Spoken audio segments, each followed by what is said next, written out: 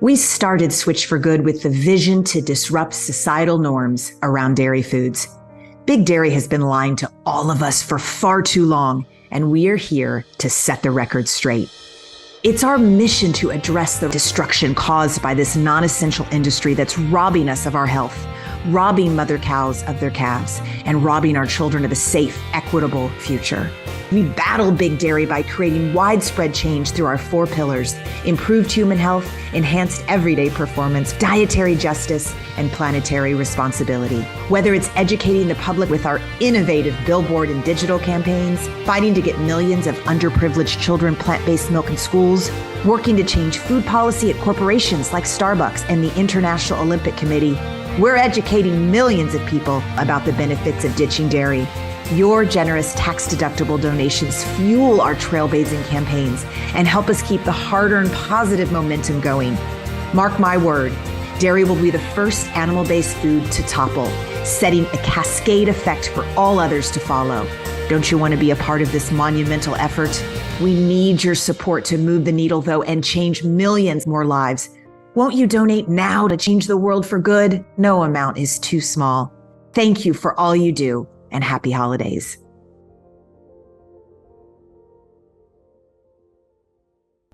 A huge part of my practice is seeing people who are already plant-based, but they still have disease. They're usually missing those ingredients, the raw foods, the omega-3s, or the water. We all know that eating right can help us feel better and look leaner, but can it really cure something as serious as an autoimmune disease? Our guest today is living proof, and she's using her reclaimed health to educate others about the healing properties of a whole food, plant-based diet. Dr. Brooke Goldner is a board-certified physician who specializes in treating disease with nutrition. She's written 3 books, 2 of which were bestsellers. One came out called Goodbye Autoimmune just a few months ago, and Goodbye Lupus was also a very, very successful book with lots of amazing information. So, audience, sit back, sip a green smoothie, and soak in all the knowledge that Dr. Brooke Goldner has to offer us. Welcome, Dr. Goldner. Thank you so much. Well, it's wonderful to have you here. So let's start with the basics. Dotsie talked a little bit about autoimmune disease and some facts and figures, but tell us, what is an autoimmune disease? So you guys are right. Autoimmune diseases are more common than ever before. And what they are really your immune system no longer functioning in the proper way. So when you think about your immune system, the purpose of your immune system is to keep you safe from foreign invaders, right? You get a virus, if you get a bacteria, then your immune system's supposed to create antibodies that attack and kill that invader and keep you healthy. Your immune system also does other things, like if you bang your knee on the corner of the bed, it gets swollen because your body's sending inflammatory mediators there with all the blood and all the cells necessary to repair the damage. So our immune system is really what keeps us intact and keeps us healthy. But when you've got problems with your immune system, which we now know are mediated by an excess amount of inflammation, then the immune system stops functioning properly. And instead of just fighting against foreign invasions like bacteria and viruses, it can start attacking your own cells and your own organs because it can no longer recognize the difference. And that's what we call autoimmune disease. And there's many different diseases, as you mentioned, and some of them can cause things like arthritis. And other ones can actually cause organ failure, like lupus, where it can attack your kidneys, your brain, your heart, your lungs, and end up killing people, usually at a young age. Usually pretty young people are affected by diseases like lupus. Right. So it sounds like crossed wires. Like your body starts to not know the difference between healthy cells and healthy tissue and unhealthy. So it's attacking both, but obviously the bad part is it's attacking healthy tissues and perfectly healthy cells. And actually what ends up happening is the immune system is so out of whack that it can be attacking healthy tissues and not fighting infections. Right. Like I myself had lupus from the age of 16, and I was in kidney failure from lupus, but I had a sinus infection that lasted 6 months because I couldn't fight a cold. My immune system was doing all the wrong stuff, and there wasn't enough of it left over to do the right thing. But I want to hear your story because it's inspiring, and set you on this journey to being the doctor that you are, helping people with autoimmune diseases. Can you give us a list? Just tell us about some of the diseases that are autoimmune diseases, because I think people might, certainly I might think some diseases are, I don't know whether they're autoimmune or not. Yeah, there's so many. The most common ones we hear about would be lupus, rheumatoid arthritis, Sjogren's, scleroderma, and multiple sclerosis. And then there's people who have kind of a hodgepodge of symptoms where they might be told they have mixed connective tissue disease, which just means you have some signs or symptoms of multiple different types of autoimmune disease. And then others who are told you have autoimmune stuff, but the doctors don't know exactly which thing it is. And really, in my mind, it's all the same. I don't consider that there's 80 autoimmune diseases. There's an autoimmune process that happens in the body, and which antibodies you develop or which symptoms you get might be helpful for the doctor in terms of what he's billing, right? When we're billing, we need a diagnosis. When we're prescribing a medicine and justifying the medicine, we need a diagnosis.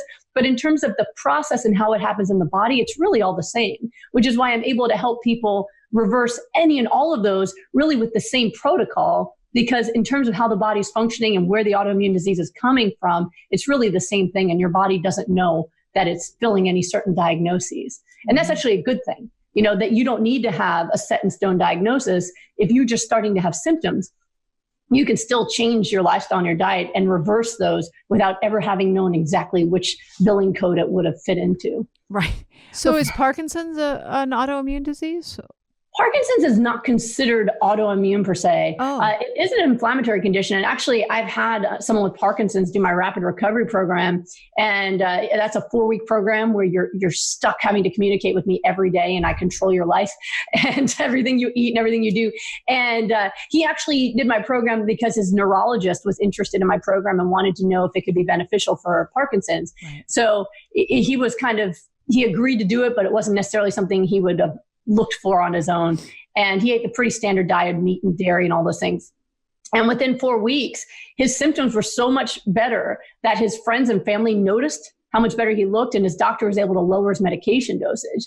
And then after he was done with this 4-week experiment, he went back to his previous diet, and he said he quickly went back to the same condition he was in before he started. And that really was eye-opening for the patient to say, whoa, not only did I get better rapidly, but I was able to undo it pretty quickly too by returning to the foods that I used to eat. I'm going to send my father-in-law to you. Do you do telemedicine? Exclusively. Oh, okay. All right. Everybody sees me exactly how you see me now. Nobody exactly. Ever experiences you any other way. Nobody ever knows if I'm wearing pants. Alrighty then. We'll keep that image in our head. On stage, that you actually get to see the lower half of my body when I'm on stage. Otherwise, this is it. This is all you get. Like just for ways. Before you go into your story, will you just let us know what the traditional medical community would say to a patient, whatever it might be, whatever the autoimmune disease might be, what the root cause is? What's kind of the agreeance in the traditional medical community on what causes Western medicine, and I'm a Western medical doctor, we don't really get into causes much besides a genetic predisposition. So we know that certain diseases run in certain families, right? Certain families, everyone's got heart disease or colon cancer or breast cancer or autoimmune disease. And so that's really all the attention we give it is, does anyone else in your family have arthritis or autoimmune? Okay, that's about it. The rest of the attention is really put on treatment. Now, according to Western medicine, in all the books, these are incurable and they are chronic, which means that once you're diagnosed, you will have this for the rest of your life and there's no way to undo it. It's just going to continue on, and that they're only treatable. And treatable using medications. Now, the medications that we use in autoimmune disease are mostly immunosuppressants and anti-malarial drugs, medicines that are extremely potent and powerful. They have very strong side effects. Most commonly, people will be put on steroids. Steroids will shut down your inflammatory response, but if you're on them long term, they also dissolve your bones and cause osteoporosis. It also makes you more likely to get infections. So it's a very difficult course because really the only medical treatment we can provide is things that are going to shut off the immune system. But with no immune system, you're now more vulnerable to other infections and issues that somebody would get that had immunosuppression as well. So it's a very dangerous thing to have the disease because it could be deadly. It's dangerous to treat because the medications are so powerful. And there's really no hope given to people. So, I can kind of tie this in with my own story. I was diagnosed with lupus at 16. And at 16, I had the typical symptoms of lupus in terms of I had this rash across my face. I had migraines. I had joint pain that would travel through my body, my shoulders, my fingers, my knees, my toes. And, where I'm literally limping, trying to get to my classes. And then when I went to the doctor and they finally diagnosed it, which took over a year to diagnose, I was told that I was in stage 4 kidney failure. So by the time they even discovered what was wrong with me, I was already in stage 4 kidney failure. I was told by my nephrologist that if they didn't do something extremely aggressive, that I would be dead in 6 months. So, these diseases are just devastating. And especially, when it attacks somebody who's at a young age.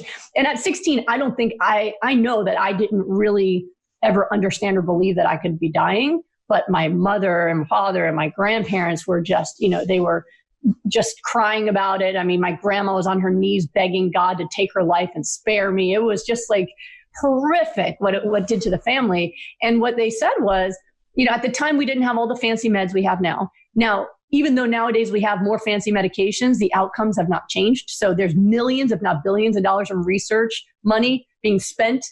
Outcomes are not changing, but people are spending tens of thousands a month for their medicines and still staying sick.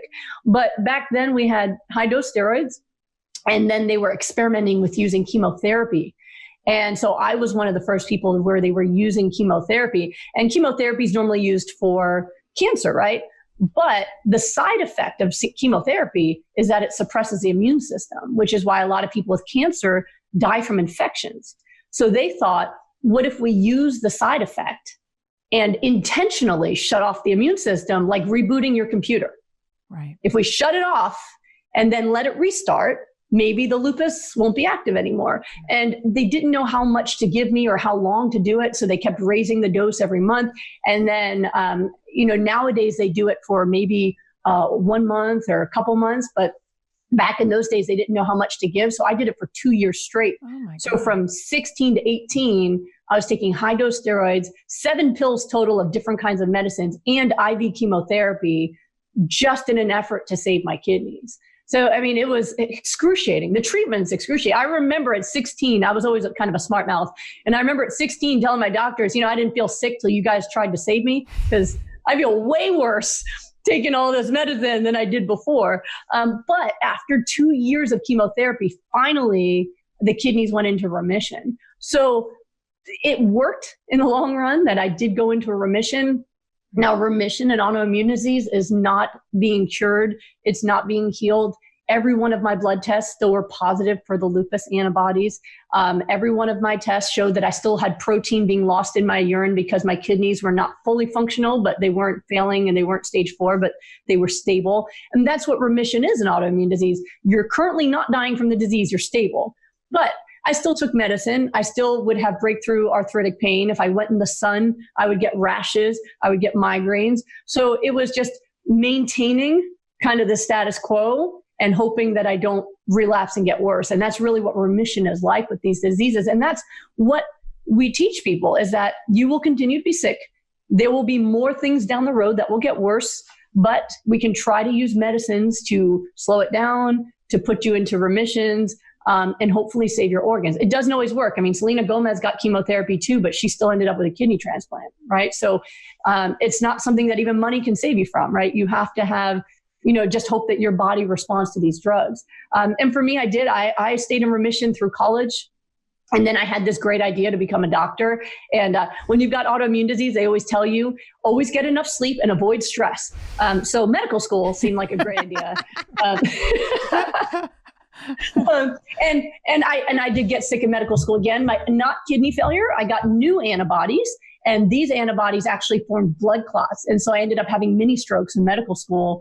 And thankfully, after one of the mini strokes, I collapsed in one of the clinics, went to one of my doctors and was put on blood thinners and was told that if I didn't take, and I had to inject myself in the stomach every day with blood thinners. And they said, for the rest of your life, you have to do this, or you will have a major stroke and die. But if you hit your head, you can bleed into your head because you're on blood thinners, and you can also die. So just don't fall, which I'm clumsy by nature, is kind of scary.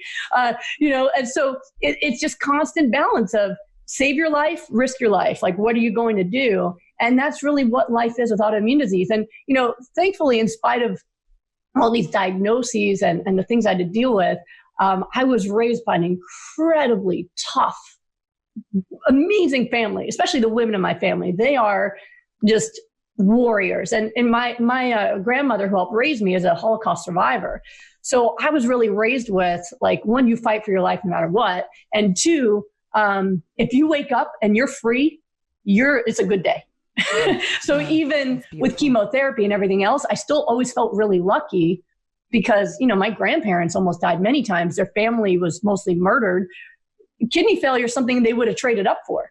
So, I always felt lucky and blessed in spite of the medical issues that I faced. And I credit how well I did really on the strength of my family, because we do know now that high amounts of stress, depression, anxiety, they actually make autoimmune disease worse. And the fact that I could keep a positive mindset and feel grateful, even in the face of all of these illnesses, really helped me with being as good as I could with my illness, even while I was still sick with it.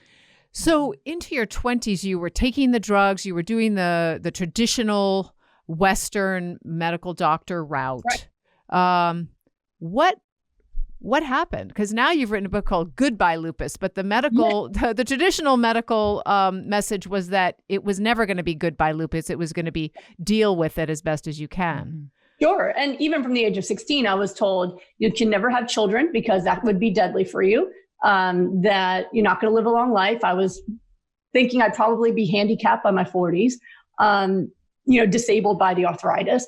And with the stroke starting, it was really, at any moment, things could go very wrong. So I had it very much, in my mindset that I may not live as long a life as other people, but if I live a life with passion and purpose and I give back in some way, then it was a good life, And so I always just pursued my dreams. Like, I've always wanted to take care of people. I love science. I wanted to help people. So I pursued becoming a doctor, and I figured, I may never get married, but I don't need a white dress. I got a white coat, like I can do this. I can live a happy life on my own. And that's really what I was focused on. So I was anyone who met me, no one ever knew I was sick because I was always so positive and optimistic and happy. I would sometimes get accused of being like hypomanic, like no one's that happy, but I would wake up and I'm still alive. It's a good day, So, it's something small that would get other people down never bothered me. Like, oh, you broke your heel on your favorite shoe. Oh, well, there's my perspective. I always call it a gift of lupus, that my perspective has always been pretty good, that it's very hard to get me down. But yeah, that was kind of how I planned to live my life. And then what happened was that I fell in love. That's what changed the whole trajectory of my life. People sometimes ask me, how did you come up with this, idea that you could heal lupus and all this stuff? I didn't. I wish I was so brilliant that I thought that, but I actually believed my training. I mean, I did 3 years of genetic research and neurobiology and leukemias in college. I did my medical training. I was chief resident. I wish I could say any of that stuff helped me come up with this. I didn't. I believed everything I ever learned. But I fell in love. And my husband, Thomas Tadlock, is, I don't know if any of you guys have people who can compete, but I think he's the best human on the planet. He is just an extraordinary person. And we fell in love like immediately. And within a month of us starting dating, he was already talking about marriage. And I hadn't really told him about the lupus. And it wasn't because I was hiding it, I swear. It was just, you meet a really hot guy, you don't leave with the lupus story, No. Not. So, hey, guess what? We talked about music and dancing and our favorite, hobbies and movies. And we both had the same favorite movie at the time. It was Spider-Man and The Matrix. Both of us, hands down, right? I'm showing how old I am here, but that was the current movies, right? And so when he talked about marriage, though, I had to tell him, listen, I have this disease. I'm not going to live a long life. I am going to become disabled. Before I die at a young age, you're going to end up having to take care of me. I have to get the tissues out already. I can't talk about my husband. I understand. But I had to tell him, I'm not, you're going to have to take care of me when I become disabled. And at 28 years old, this is not exactly the romantic answer to a proposal that most people are looking for. And he didn't even hesitate. Like, he says that he felt like minutes went by while he was panicking in his head. It was barely a heartbeat. And he just said, I'd just rather live a short life with you than a lifetime with anybody else. And it'll just be the best damn life you could ever have. And I said, well, okay, let's get married. So that's really where things started to change for me, because really it was all vanity. My husband is known as one of the top fat loss experts in the world. He's a celebrity trainer. And at the time he was working with MTV, he would, train people for MTV who, they've been drinking too much and they need a 6-pack in 3 weeks. They'd call him, he'd go up to New York and train them and fix them. And so, he went to Carnegie Mellon with me, and he has a scientific mind. And so he really applied what he learned in computer science, mathematics to training, because when he went to get his master's degree in exercise science, what he learned is different diets work for different people. And he said to his professors, that's not science. In computer science, when you enter a program, the output's always the same, or it's a bad program. How can you say that you can input the same program into a human and get different outputs, and then that's a working program? That's not real science. So he went into cellular biology to look at, there must be one best way to feed cells in which everybody gets the same outcome, which is fat loss or muscle building. And so he'd figured that out. And so I at the time was overweight. I mean, I wasn't obese, but, I was about a size 11 or so. And I was on the best diet in the world to be overweight and sick. It's called hospital food. Anytime you want to get sick or gain weight, hospital food is good. And while my white coat can hide everything, we wanted to elope to Maui with just our best friends and our parents. And I was going to be in a bikini and I was going to be in a wedding dress. And so I wanted him to train me. So I asked him to put me on a program. And so what he did is he put me on what he was doing at the time, which was an approach where he was nourishing cells with high doses of omega-3s, high doses of raw vegetables, high water intake. And at the time he was using meat for the protein, but he was using like free range meat. So it's kind of like what paleo is now when it's done right. But I was, and no dairy, right? He was very much no dairy, against dairy. No dairy at all, no processed foods. So it was like high raw vegetables and things. And then it was a little bit of like free range meat, but I'd been vegetarian since I was a kid. I saw you interviewed Baskin Robbins. So my family read John Robbins' book when I was 12 and became vegetarian. Now this was back in the 80s. So we still, there was no vegan thing. And people didn't know what vegetarian was. So we still were eating dairy. I still ate tons of processed foods. I ate eggs and cheese every day. So I was still on a pretty unhealthy diet, in spite of being vegetarian, but I refused. I said, I'll give up the dairy and the eggs you want me to give up. Because he said the saturated fat, I'd never lose the weight, but I'm not going to eat the meat. So he had to make a version of it for me. That was the first time completely vegan, completely plant-based. And so I just ate tofu and edamame and things, and then ate all the other components the same way. And he always had people have rapid fat loss on his diet, but no one had ever healed a disease. But with me, eating it my way, within a few weeks, I was not having any kind of aches and pains. My migraines went away. My joint pain went away. I had so much energy. I could work a 30-hour shift as an intern and then go to the gym after, which is not normal if you don't have lupus, right? And when I went to get my next set of labs, which was a few months later, I was switching doctors because it used to be every month, but my doctor retired and I had to switch. So 3 months later, I get my labs drawn and they're negative for lupus. And I had now had lupus. What? My life. Yeah. I'd had lupus for 12 years. So wait, hold on one sec. So Brooke, you're eating a diet of a vegan diet, a whole foods, lots of raw vegetables, vegan diet. And within 3 months, your antibodies for lupus were not there. Is that right? We're gone. Correct. Yep. And my doctor thought it was a lab mistake because, I'd moved from Pennsylvania where I'd done my medical training to my residency was at UCLA Harbor. So I was in California now, and they had a book of my previous health stuff. But, so he thought it was a lab mistake because that doesn't happen. Lupus always stays positive. So he had me retest in a month. And it was still negative. Now all my blood clots were gone as well. And my cholesterol, which I'd been told was genetically high since my 20s, nothing to do with all the cheese I ate, genetics. Now my cholesterol was normal. And it just continued from there. So this year, that will be 15 years ago. And I have never had a return of the lupus antibodies, of the symptoms. I've been completely healthy. And not only that, I've had 2 healthy pregnancies. I have 2 beautiful boys, 7 and 11 years old.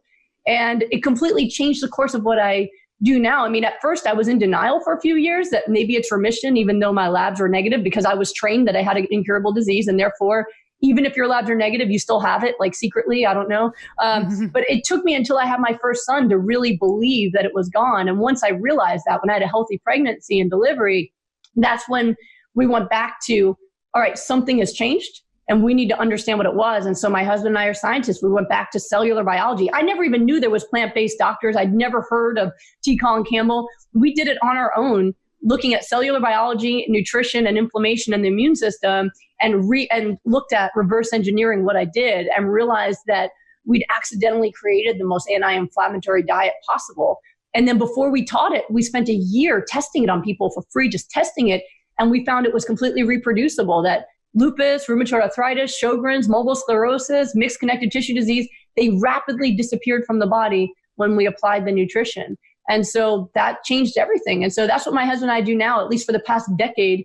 We have focused our entire lives on disease reversal, and not only healing people who work with me, but I teach the entire protocol for free online. I do live classes, Q&As, hours and hours a month just for free out there into the public to teach people this information, because truly this is what people need to save their lives, or as my husband says, save their wives.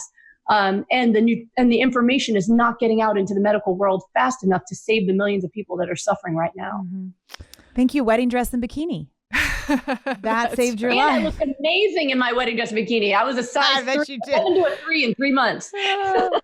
Just eating whole food, plant-based diet. So can you recap then what you, if I were to talk to my friend with lupus, what would I say besides, hey, I think you should book something with Dr. Goldner and talk to her? What protocol do you recommend when someone comes into your office? Or even in layman's terms for you, like what would you say to your friend? Yeah. Definitely layman's terms, please. So there's multiple layers to this, right? Because I always, this is something I teach my kids, is that if you give advice when it wasn't asked for, you're just bothering people. So the first thing we need to do is actually ask if the person's interested in learning. Yeah. It's very difficult, when people have autoimmune disease and they've been told by their doctors that they trust that this is incurable, that that nothing else is going to help you. And then you have some friend who saw something online say, oh, I heard if you just do kale or smoothies, you're going to get better. A lot of times they get really upset, and people will come to me and go, I don't know why my friend's so upset. I'm trying to help, because they weren't asking. And so the best thing we can do is offer it in a gentle way and say, hey, I know you're dealing with this illness. I don't know if you even want any advice or information, but I'm just letting you know that I actually just learned about this doctor who's created this anti-inflammatory nutrition plan that's really helped a lot of people. If you're interested, I can direct you to some resources. Let them decide, because people tend to be kind of defensive of that. Some are open and some aren't, and that's also why I teach my stuff for free. So one thing that she could do would be to go to my website, goodbyelupus.com, or my, Instagram or Facebook, whatever. And whenever I do the free classes, I just finished a round, so I'll be doing another round in a couple weeks. I always post it online, and the classes are about 5 hours long, where I teach every detail of how I healed, what foods make you sick, what foods are necessary for recovery. And then I do dozens and dozens of case studies, and it's all free. And that way people can just watch it and learn it, and they can do it or not do it. And I've had people who told me that they watched it with hating me in mind. Like they were paleo people who were going to watch it and find holes in my argument, who ended up trying it and actually healing themselves. So I always say, haters can heal too. But it's kind of nice when it's just free information. There's no big kale paying me to pump this out into the world. And it kind of takes away some of that defensiveness, of, oh, well, she just wants me to buy a book. I teach the whole book for free. You can have it if you want it in your house, but the information's out there. So I think that that's been a great way for me to reach people who are kind of skeptical, but willing to listen. And that's what I always tell people: be skeptical, because it shows you're smart, but don't put your hands over your ears. Hey, friends and listeners of the Switch for Good podcast. Yep, that's you. I have some really exciting news. Dotsie and I have started a Switch for Good podcast Facebook group. We created it so we can build a community of fans that will help us improve the show and deliver on the topics that you want to learn more about. So we want to hear what your favorite content is, what you want more of, and what you want less of. And if you like the length of the show, Dotsie and I are always talking about the length of the show, right, Dotsie? Yes. We want to tailor our show around the needs and desires of our incredible listeners, almost 500,000 of you. And it's really simple to join. Just go to our Switch for Good Facebook page. That's Switch, the number 4, and then good. And then click on groups. And there we are, the Switch for Good podcast chat.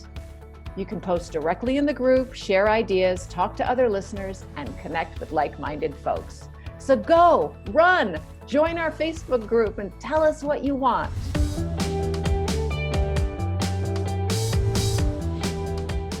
So I think, yes, you're right. Probably directing someone to a doctor is a good idea instead of me saying what they should do or giving them the ideas. But can you tell us, so that there are audience who have asked, who do want to know the information, what are anti-inflammatory foods? What do you recommend?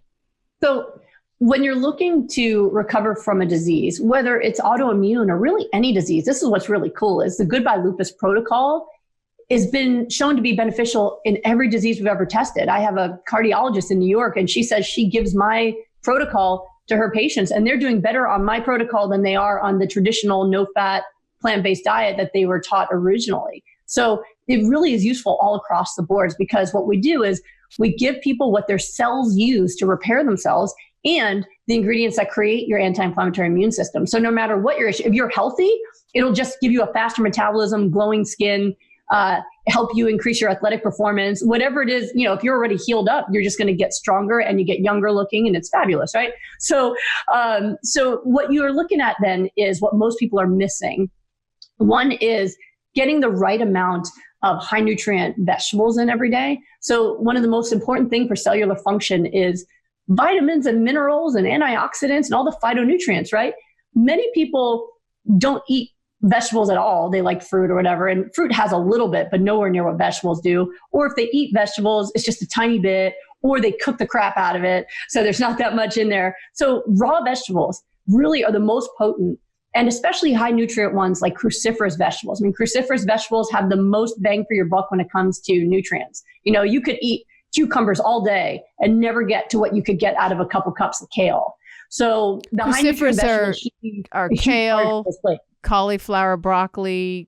Yeah, kale, cabbage, broccoli, cauliflower. Those are big ones that I like. Cabbage, so those vegetables, and get them in their raw form, and have that be the majority of your meal, right? Like have a big salad and then put your beans and quinoa and other things on top. Don't have a big bowl of beans and quinoa and then like a little tiny bit of salad, right? We want to remember that the point of eating in terms of our cells is nutrition.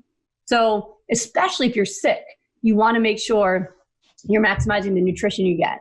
The other thing that people are missing that is essential is omega-3 fatty acids. So omega-3 fatty acids they're essential part of your cell membranes, and they are the precursor or the ingredient that becomes your anti-inflammatory immune system.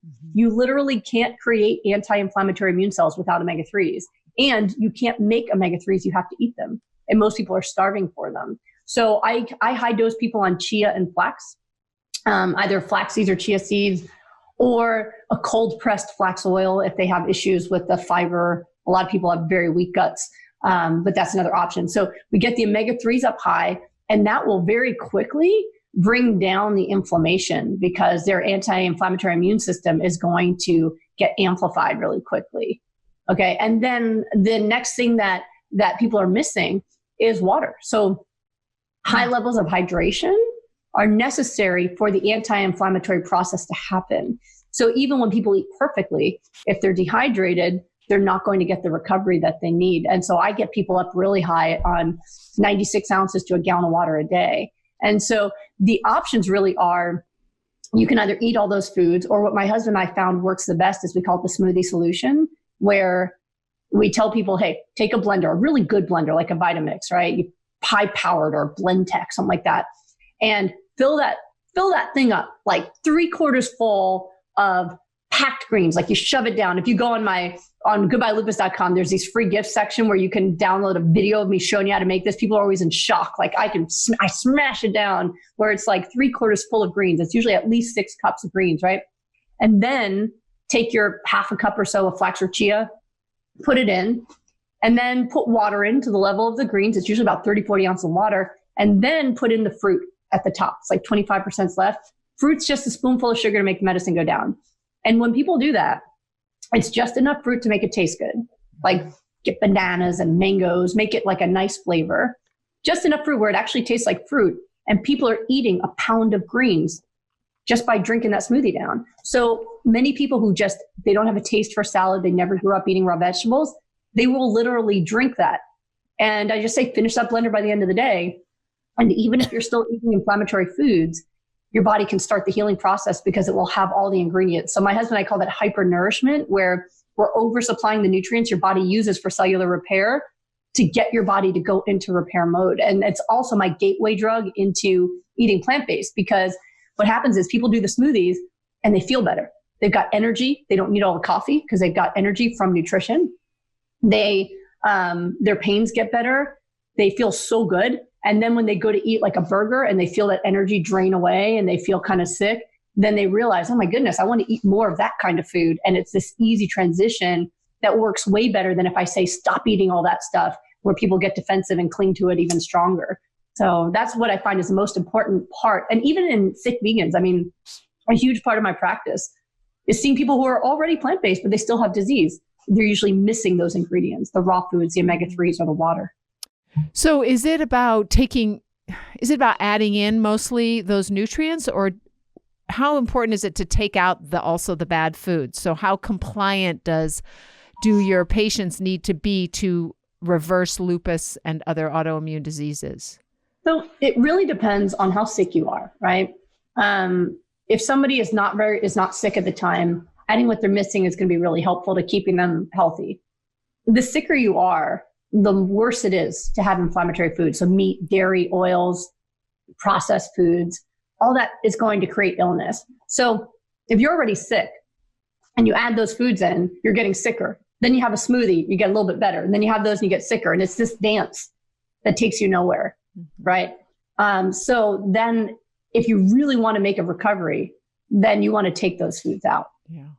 Yeah. If you really want to do something magnificent, and if you're that sick, it's obviously go all in. Right. Yeah. Well, it's kind of like the example I give is, let's say you have an open wound. Okay. Let's say I have an open wound here in my arm, right? And the green smoothies and all the raw foods, it starts to make a scab. You barely have to touch a scab with a flick and it's off and you're starting over, right? Versus now I have healthy skin. I can scratch it pretty hard, nothing, right? So when you're sick, like with autoimmune disease, and you have like the last person I just talked to we did a Zoom meeting. He was eating like egg sandwich for breakfast and chicken for lunch. Said you're just scratching at that wound, making it bigger and bigger. Mm-hmm. So even if you have your smoothie, you're still going to stay sick. Mm-hmm. Versus when you heal up and you want to occasionally have things that are inflammatory, you can do that. Most people don't have the taste for it anymore. I have no desire to ever eat cheese again, and I was an addict. But it helps people mentally too to go, okay, when I'm healthy, maybe I could do something inflammatory sometimes. Like if I'm going to do something inflammatory, it's going to be a glass of wine, not a piece of cheese. Yeah, no doubt. I'm with you, sister. When you're healthy, you could do that. When you're sick, you got to be very careful. Right. On a cellular level, like speaking geeky scientifically, like you were mentioning earlier, you and your husband dove in. What is it on a cellular level that the inflammatory foods are doing that are starting to reverse symptoms of either autoimmune or cancers or many other inflammatory responses that people are experiencing? You're saying the anti-inflammatory foods, what they do? Yeah. What are they doing to our cells? So really, what's important to realize is that all of our cells are actually programmed to repair themselves. That is the natural state of the human body. I believe that chronic illness is an invention of the modern world. It doesn't make sense when you look at cells. Chronic disease does not make sense when you're looking at cellular science. So it's kind of like if you got the flu when you were 8 and you still had the flu now, you'd be like, why did I go outside with wet hair? I should have listened to grandma, right? Like 40 years I've got, whatever. So that's what it's kind of like when people, when they get heart disease or diabetes or autoimmune disease, they just accept like, oh, sick forever. But we're constantly making new cells. It doesn't make sense that all of our new cells should be sick starting at a certain day forever. So we're constantly making new cells, and we have cells that are programmed for repair. But they need to have the right ingredients to create the repair. So it's kind of like if you were building a house and there was some damage to one of the walls, you can give them all of the screws and hammers that you want. They're not going to build a wall unless they have drywall too, right? They need to have everything. They can't build a house without having windows, without having all the different parts, right? So when you're looking at hypernourishment as a way of healing, all we're doing is we're supplying tools. Here's all of the vitamins and minerals. Here's the phytonutrients. Here's the omega-3s. Here's water, which is one of the ingredients in every anti-inflammatory cellular reaction that takes place. Here's all the ingredients. You do the work. And the cells know how to repair themselves, whether they're immune cells, whether they're heart cells, kidney cells, liver cells. I've seen people who have had chronic elevated liver enzymes. Usually in 3 weeks, they have normal livers. Type 2 diabetes, usually gone within 5 weeks, right? So when you hypernourish, the cells just do their own job. And that's what I realized as a physician. I don't really have to do much at all. We just get in the way mostly. And all of our medicines just cut the check engine lights. Like, oh, you're in pain, take a painkiller. Guess what? The thing causing the pain is still happening, even if you don't feel it. Yeah. Your blood pressure's high, take a blood pressure medicine. The problem causing the blood pressure is still happening. So we make people think they're doing better when they're still getting sicker and sicker every single day, right? So that's really all we need to do is supply the cells with the right nutrition for them to just do their job. And then what happens is if they run out of tools, repair stops, which is why I hypernurse. That's why I oversupply. For the rest of your life, you do not need to drink a gallon of water every day. You do not need to have 8 cups or more of greens a day raw. But when you're trying to do repair work, don't run out.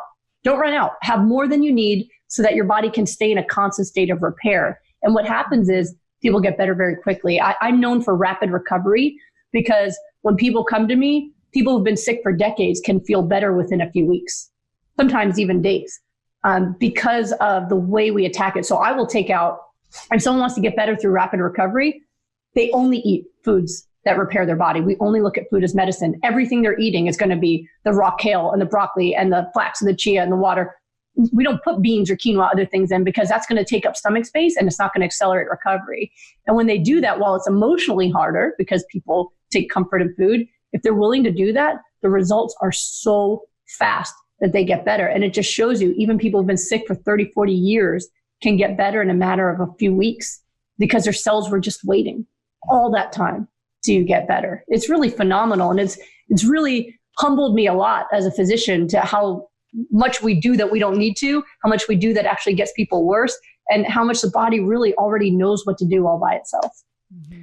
What is the balance between raw foods and cooked foods? Because I eat a lot of vegetables, but a lot of them are either steamed or microwaved. Am I doing myself harm or not benefiting myself? It's not necessarily doing you harm, but you're not getting the maximal benefit from it. So when you do, like, for example, I know I don't eat 100% raw. I have no diseases. I actually just last week celebrated my 43rd birthday and still not only disabled, not, disease-free, feel great. But I still eat a high raw diet because I find that when I eat my smoothies and my salads, my energy is phenomenal. People are always asking me, how the heck do you see patients all day and then make your educational videos and then stay up till 1 a.m. doing Q&As, run a family? I have so much energy. But as soon as I switch, like I teach in conferences all around the country, and even when they're plant-based conferences, they have always just like cooked food. And if I'm just eating the cooked vegetables all day, my energy is so much lower. I'm like, do I need coffee? Is this what normal people feel like? Like, it's just such a lower level. So even when you're healthy, you can feel the difference. When you start doing smoothies for your breakfast instead of oatmeal, oh my God. So much. But I want us to make sure that the people who, if they listening, all of a sudden go to a lot of raw, that it can be really hard on the digestive system. So can you talk to that? Because sometimes people do that and then they give up because they feel. It's important to realize that our guts, the way they function and what bacteria live there are the bacteria that prefer your diet. So raw food should not be hard on the digestive tract. It's what we're designed to eat. When you go back to the days of tribal humans, or if you're religious, Adam and Eve, right? They weren't cooking, right? It was what do you see when you look all around you? You see green. And then every once in a while, you're lucky enough to find a fruit tree, right? So nutritionally and looking at our cells, we optimally absorb our nutrients from leafy greens and vegetables and fruits in their raw state.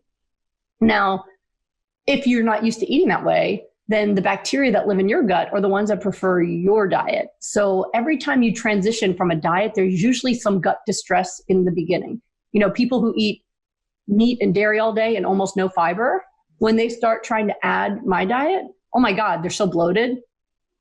And I have to remind them, bloating is not a disease. Put on some sweatpants or some leggings and eat your raw foods. You know, you're going to be gassy, impress your friends, you know, take your probiotic and your gut will adjust. But there's this adjustment period, you know, and people ask me, I mean, there's people who are used to, you know, especially when they don't eat fiber, they're used to having like a couple bowel movements a week. All of a sudden on my diet, they're having like 3 a day and they think that's diarrhea. I said, no, diarrhea is watery emergencies. 3 nice bowel movements a day. That's great, you know, and it's green because smoothie in, smoothie out, you know, they're like, is this normal? So it's great. You know, so there's this whole transition that happens and you have to be aware of that, but that it's very important not to equate how it feels in your gut during the transition with how much it's important to your health. You know, I see so many people who have inflammatory bowel disease who their doctors told them, don't eat raw vegetables, don't eat all these healthy foods because it's too hard on your gut. Just eat meat and dairy and milk and all that stuff. Meanwhile, that's creating the inflammatory bowel disease. Yeah. So even though it feels better when they eat it, it's perpetuating their disease. And so it keeps them sick versus when they give that up. And then they start transitioning. Yes, in the beginning, it's rough and we use the probiotics. They might have to do it more slowly. They might have to use more cooked at first and work their way up to more raw. But ultimately, it's still the best food for your health. So what I would say is if you're healthy and you just want to optimize what you're getting from your food, then add the smoothies to your life. Make that blender, get your raw foods in, get your omega-3s in, and make sure you stay very hydrated. You're going to be great. But I do see a lot of people who have been on a cooked whole food plant-based diet who still develop disease because they still have the genetics and they're not nourished enough to prevent it. Like Ellen Jaffe-Jones is a good example. Do you guys know her? She's an athlete, vegan athlete. No, yeah, she's got some best-selling books. And so she's first place in all of the like over 50 or over 60 runners and all that stuff. She wrote the foreword of Goodbye Autoimmune Disease. And so she's very public with this, what she went through because she has been whole food plant-based for decades. She used to do the food demonstrations for some of the famous plant-based doctors out there. So she knows how to do whole food plant-based. And 2 years ago now, she got psoriasis.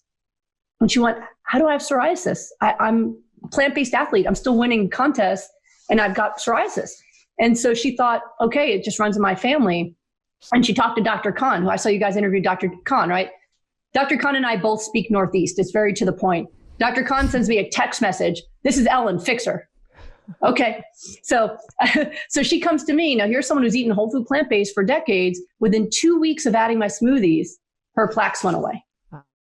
So you still need that nutrition. For most people, I don't think there's damage that happens from eating cooked foods. It's fine. I eat some cooked vegetables and beans and things like that, but I'll never miss my smoothie. Got it right here, right? Yeah. Because that's how I get the nutrition in every day to keep my health at optimal levels. And people who do my smoothies will tell me they don't get flus and colds anymore. If they do, it lasts 24 hours, that everything in their body works better.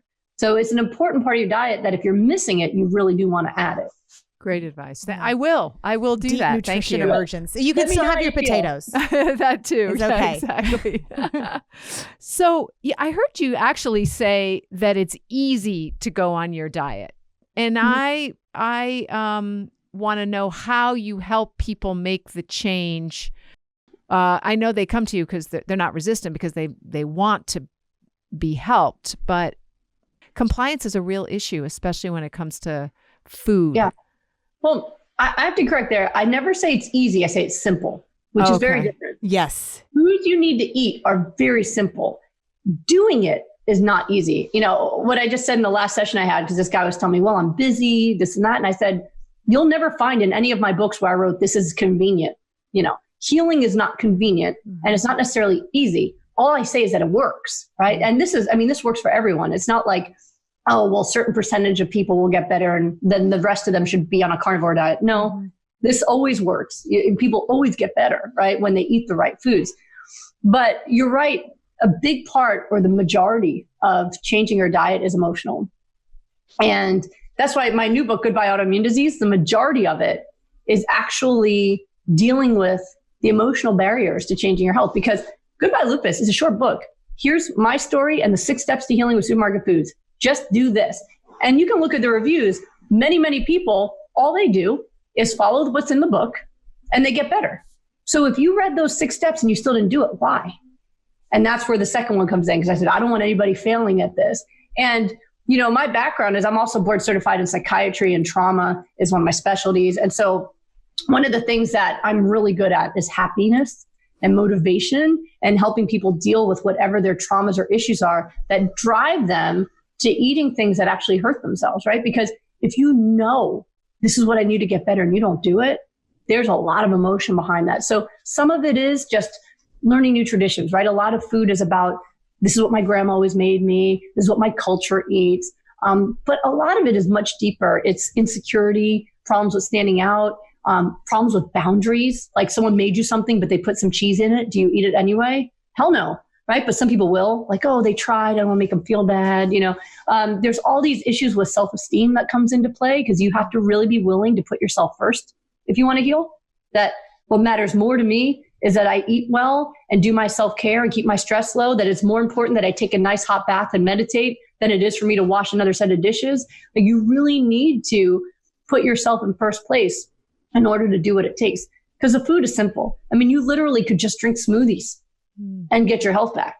And if you don't do that, then why? Right? And that's a lot of what I spend my time in my sessions with people. When people make an appointment with me, it's 75 minutes. And before I even get to what I want them to eat, and I'll personalize the plan for them, but before I even get to what I want them to eat, I talk about, why didn't you already do it? Like the last guy I got off the line with, he showed me, he has my books, but he was eating eggs for breakfast and a chicken sandwich for lunch. Said, how do you read those books and eat that way? Tell me what stopped you. And we had to get into all the emotions and how when he gets depressed, he eats, and how he's got to come up with new ways of dealing with his emotions, or he'll always go back to the food and he'll keep himself sick. So I work with them on, one, anchoring themselves in their why, that this is not a choice between eggs or a green smoothie. This is a choice between kidney failure and health and growing old to see your kids grow up. You have to make it that clear in your mind that this isn't about flavors or moods or cravings. This is survival. This is healing or death. That's really what it is. And so I really help them with clarity on their why, I call it, because I say willpower will fail, but why power doesn't. You have to be focused on why you want this more than anything. Mm-hmm. And then we have to use self-care activities to fill in the gaps for the emotions, right? That if you're looking to get high because you're addicted, you can get high off of exercise, right? If you're looking to, because you need comfort for your emotions because you feel sad or lonely, you need to schedule time with friends that make you laugh till your face hurts. You need to go out to a movie. We need to find new ways to deal with negative emotions so that you can just let food be medicine. But if you don't do all of that and you use food as your emotional crutch and your relationship and everything else, then giving that up is going to feel like such a huge loss, rather than the gift it truly is, because you get to have your health. And that's what I do. Like, I have these rapid recovery programs where literally people have to work with me every day for 4 or 6 weeks. And every day I'm working on not just their nutrition being right, but what's your mood? What's your self-care? What stress did you have today? I'm like an overbearing parent. What did you eat? Did you sleep? What did you do? Did you fight with your husband? How did it go? Did we work on that? I mean, I'm like every part of their life, because people who are otherwise happy, they just change their diet and they get better. And then there's everybody else, right? And they need that emotional support, and they need to learn how to create boundaries, and they need to learn how to build themselves up emotionally and deal with their traumas. And so they think they're coming to me with nutrition advice. Next thing you know, they're forgiving people who've hurt them in their lives, and they're letting go, and they're doing all this stuff and all this emotional work, because that's what makes the diet easy. Yeah. And some people just know that, need to know that you have to work for it. If you want to stop feeling lethargic and debilitated and miserable. And a lot of, although thank goodness for Western medicine, some of it has just been giving them pills. And so they've kind of learned, right, that it should be that easy. But I kind of compare it to like an Olympian's journey. If you want to achieve greatness, you have to work for it. Like, it really shouldn't be that easy, right? No, it can be simple, absolutely, but it maybe shouldn't be that easy. And there is a lot of joy and grittiness in the journey of working for it. And that can be celebrated. Yeah. You know what's so funny is I often tell people in my rapid recovery group that this is the healing Olympics. I always tell them, listen, you don't become an Olympic athlete by going to the gym a couple days a week for 20 minutes and lifting some weights and doing a jog. You want to be an Olympic athlete, then your life has to be scheduled around the success you want. You've got to have a regimented diet, and you've got to have, a huge amount of exercise every day. You have to have the right coaches. You have to have the right focus. Your life has to become about that, and there has to be no excuses that take you away. So you're not trying to get a little bit healthier. You're trying to heal a chronic disease that's supposed to be incurable. This has to become your life. And so that's what I'll tell them. This is the healing Olympics. You're not just trying to get a little bit healthier. We're going all out. So it's very much like that. And I love that you made that connection, right? Is that, anyone could say, yeah, you want to be an Olympic athlete? Just work out this many hours a day. Simple. And you're like, yeah, simple, but not easy, right? So it's very much the same. And you've got to want it more than anything. I love it. But yeah, there's it has to be thoughtful, and you have to know the path. And that's where you come in, Dr. Goldner, helping people.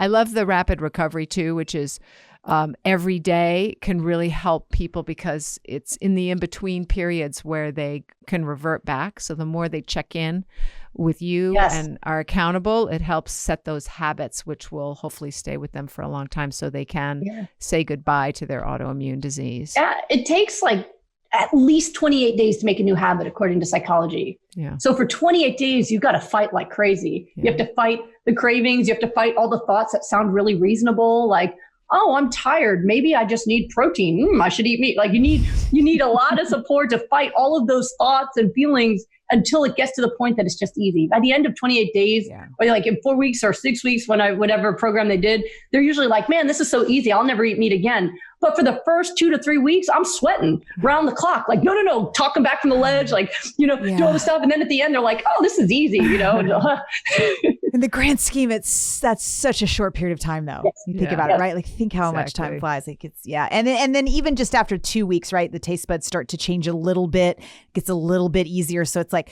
2 really hard weeks and then 2 mildly hard weeks after that. I've been doing this for about a decade with people, and there's always a rhythm.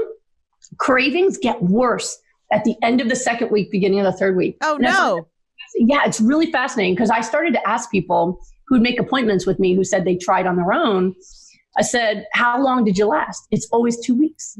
And so what happens is in the first week, there's some detox, right? You start feeding yourself really well and your cells go, cool, let's heal. Let's tear down all these broken walls and start building new ones. And so you get all this toxicity and people sometimes feel worse for the first week or two.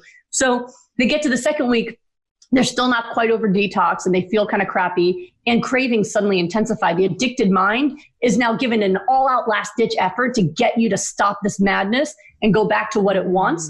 And so a lot of people are weak in that moment where they're still not quite feeling better, and then they're having all these cravings and they break down. And so I find I have to put the most effort in at like the 2 to 3 week breaking point. And if I can get them past that, they go all the way to the finish line. But it's really interesting. So I always warn people, the first week, you're going to be so busy. Like, how do I make the smoothie? And how much do I eat that you don't even think about it? But in the second week, your brain really tries to convince you to let this go. And so you have to be really strong. But then you're right. After you hit the 3 week mark, suddenly the cravings start to fade. And next thing you know, you start craving salads. And then it actually does become easy. Well, gosh, everybody, if you want to feel better and even get rid of your autoimmune diseases, you need to go to goodbyelupus.com. Dr. Goldner has a lot of things to help you there, a lot of educational materials, videos. Thank you so much for being on our show today. You're so welcome. Thank you. I mean, this is great because anytime I can share the word, it gets me so excited because every single interview I've ever done, somebody's come to me saying that listening to that is what saved their life. Like they happen to tune in. And so it's always exciting for me to get to share it. So thank you guys for doing that, for inviting me and sharing this. Thank you for your energy. I'm feeling invigorated like you did with the potatoes to go. Cause I'm definitely not making it. I eat a lot of raw greens, but I could eat many more. And We're going to try this. We're going to do this smoothie challenge. We'll report back. Free recipes at SmoothieShred.com. My husband put together a whole website with videos and free smoothie recipes. Smoothie Shred. You can go there, start making the smoothies, and then let me know how you do. You'll love them. Those are super easy recipes. Excellent. Thank you so much. And we'll put it in the show notes. Awesome. Okay. All right. Thank you so much. Cheers. Thank you. Bye, guys.